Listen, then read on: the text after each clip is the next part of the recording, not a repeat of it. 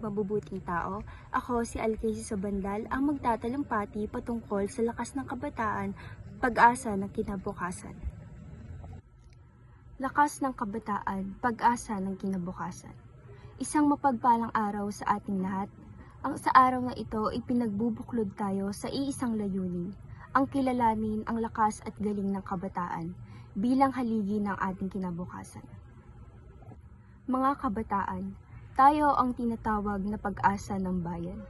Pero ano nga ba ang ibig sabihin nito? Hindi ito simpleng salita, ito ay hamon. Hamon na dapat nating harapin ng may tapang at layunin.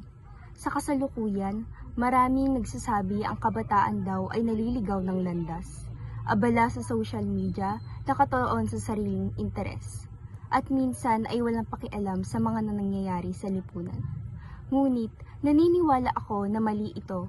Nasa atin ang lakas, talino at tapang para baguhin ang mundo. Ngayong araw, hayaan niyo akong magsuot ng aking kasuotan, isang mandirigma, simbolo ng tapang at malasakit. Ang espada ko ay hindi gawa sa bakal, kundi sa edukasyon, malasakit sa kapwa, at determinasyon. Ang kalasag ko ay ang aking mga pangarap para sa isang mas maunlad na bayan. Mga kabataan, tayo ang magdadala ng pagbabago.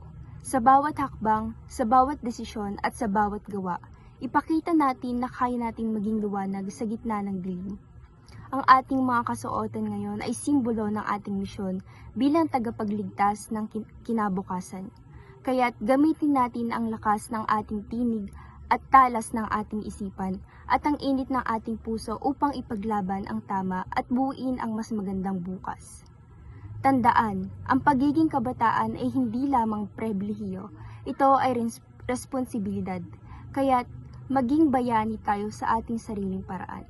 Maraming salamat, mabuhay ang mga kabataan ng Pilipinas.